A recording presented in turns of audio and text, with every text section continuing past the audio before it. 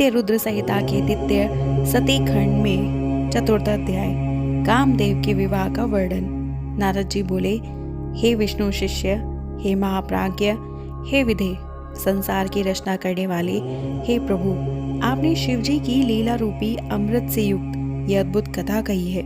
तात, इसके बाद क्या हुआ? यदि मैं शंभू की कथा पर आश्रित उनके चरित्र को सुनने में श्रद्धावान हूँ तो उसे कहिए। ब्रह्मा जी बोले, इस प्रकार शिव जी के अपने स्थान को चले जाने तथा मुझ ब्रह्मा के अंतर्ध्यान हो जाने पर दक्ष प्रजापति मेरी बात का स्मरण करते हुए कामदेव से कहने लगे। दक्ष बोले, हे काम, सुंदर रूप एवं गुणों से युक्त ये कन्या मेरे शरीर से उत्पन्न हुई है, अतः तुम अपनी पत्नी बनाने के लिए इसे ग्रहण करो। ये गुणों में तुम्हारे ही समान है। हे महातेजस्विन, ये कन्या सदा तुम्हारे साथ रहेगी और धर्म के अनुरूप तुम्हारी इच्छा के अनुसार तुम्हारे वश में रहेगी। ब्रह्मा जी बोले, हे नारद, ये कहकर दक्ष ने अपने श्वेत से उत्पन्न हुई कन्या का नाम रति रखकर उसे अपने आगे कर कामदेव को दे दिया। हे नारद, वो कामदेव मुनियों को भी मोहित करने वाली उस परम सुंदर दक्ष कन्या से विवाह करके बड़ा प्रसन्न हुआ। प्रेमासक्त कामदेव भी परम कल्याणकारिणी रति नामक अपनी स्त्री को देखकर उसके गुणों से आकृष्ट होकर उस पर अत्यंत मोहित हो गया। गौरवर्ण वाली, हरिणाक्षी तथा चंचल नेत्र प्रांत वाली वो रति भी काम के सदृश होने के कारण उसे परम आह्वान प्रदान करने लगी। उसकी चपल भौहों को देखकर कामदेव संशय में पड़ जाता था कि विधाता ने सबको वश में करने वाले मेरे धनुष को इसके नेत्रों में सन्निविष्ट कर दिया है क्या? हे विश्रेष्ठ, उस रति के कटाक्षों की शीघ्र गति तथा उसकी सुंदरता को देखकर कामदेव को अपने अस्त्रों को शीघ्र गति पर विश्वास नहीं रह गया था। उसके स्वाभाविक रूप से सुगंधित तथा मंद आसवायु को सूंघकर कामदेव ने मलय पवन के प्रति अपनी श्रद्धा का त्याग कर दिया। सुंदर लक्षणों से युक्त तथा पूर्णिमा के चंद्रमा के समान उसके मुखमंडल को देखकर कामदेव उसके मुख और चंद्रमा का भेद करने में असमर्थ हो गए। सुवर्ण कमल की कली के समान उसका वक्ष स्थल भ्रमर से वेष्टित कमल की भांति सुशोभित हो रहा था। उसका कठोर, स्थूल एवं उन्नत वक्ष स्थल का मध्य भाग नाभि पर्यंत लटकने वाली लंबी, पतली तथा चंद्रमा के समान स्वच्छ माला धारण किए हुए था।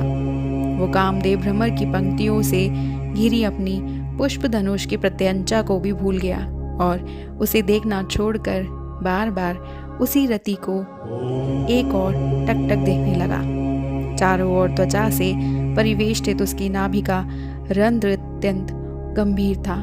उसके मुख कमल पर दोनों नेत्र लाल कमल के समान प्रतीत हो रहे थे।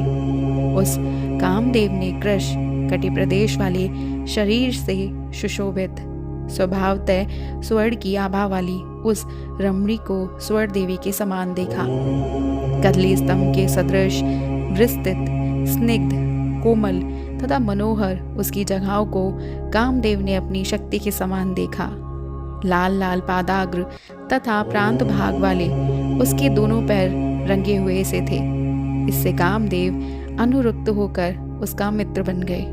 पलाश पुष्प के समान लाल नखों से युक्त, सूक्ष्म अग्रभाग वाले तथा गोलाकार अंगुलियों से युक्त उसके दोनों हाथ अत्यंत मनोहर प्रतीत हो रहे थे।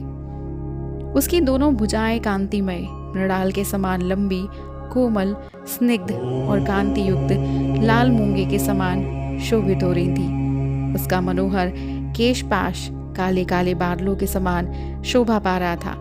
इससे वह कामप्रिया चमड़ी के बालों को धारण करने वाले जवर की भांति सुशोभित हो रही थी। सौंदर्य युक्त ऐसी रति को हर्षित नेत्रों वाले कामदेव ने उसी प्रकार ग्रहण किया जिस प्रकार हिमालय से उत्पन्न गंगा को महादेव जी ने ग्रहण किया था। चक्र तथा पद्य के चिन्हों से युक्त, मृणाल खंड के समान मनोहर हाथों से युक्त वो रति गंगा नदी के समान प्रतीत हो रही थी। उस रति की दोनों भौहों की चेष्टाएं नदी की सूक्ष्म लहरों के समान प्रतीत हो रही थी। उसके कटाक्षपात भी नदी की वेगवती धारा थे। और विशाल नेत्र कमल के समान प्रतीत हो रहे थे। उसकी सूक्ष्म रोमावली शैवाल थी और वो अपने मन रूपी वृक्षों से विलास कर रही थी। उसकी गंभीर नाभि हृदय के समान शोभा पा रही थी। वह कृशगात्रा रति अपनी सर्वांग की रमणीयता तथा लावण्यमयी शोभा से 12 आभूषणों से युक्त तथा 16 श्रृंगारों से शोभायमान होकर संपूर्ण लोगों की मोहने वाली और अपनी कांति से 10 दिशाओं को प्रज्वलित करती हुई महालक्ष्मी जैसी प्रतीत हो रही थी। इस प्रकार परम सुंदरी रति को देखकर कामदेव ने इसे बड़ी प्रसन्नता से ग्रहण किया। जिस प्रकार की स्वयं राग से उपस्थित हुई महालक्ष्मी को भगवान नारायण ने ग्रहण किया था। समय कामदेव ने आनंद होने के कारण विमोहित होकर ब्रह्मा जी के द्वारा दिए गए दारुण शाप को भूलकर दक्ष से कुछ नहीं कहा। हे तात, उस समय सबके सुख को बढ़ाने वाला महान उत्सव हुआ। दक्ष प्रजापति अत्यंत ही प्रसन्न हुए और कन्या रति भी परम प्रसन्न हो गई। अत्यधिक सुख पाकर काम का समस्त दुख विनष्ट हो गया और इधर दक्ष तनया रति भी काम को पति रूप में प्राप्त कर परम हर्षित हुई। रति से मोहित हुआ गदगद कंठ वाला वह मधुरभाषी काम सायकाल में मनोहर बिजली से युक्त मेघ के समान दक्ष कन्या रति के साथ शोभा पाने लगा। इस प्रकार रतिपति काम ने अत्यंत मोहित होकर उस रति को इस प्रकार अपने हृदय में ग्रहण किया जिस प्रकार योगी ब्रह्म विद्या को ग्रहण करता है, और वह रति भी श्रेष्ठ काम को प्राप्त कर इस प्रकार प्रसन्न हुई जिस प्रकार पूर्ण चंद्र के समान मुख वाली महालक्ष्मी विष्णु को पति रूप में पाकर प्रसन्न हुई थी। इस प्रकार श्री शिव महापुराण के अंतर्गत द्वितीय रुद्र संहिता के द्वितीय सती खंड में काम विवाह वर्णन नामक चौथा अध्याय पूर्ण हुआ और हमारा अगला अध्याय है ब्रह्मा की मानस पुत्री कुमारी संध्या का आख्यान नामक 5वां अध्याय। जानने के लिए सब्सक्राइब कीजिएगा हमारे YouTube channel voice of tales को और हमारी वीडियो को लाइक शेयर सब्सक्राइब जरूर करिएगा।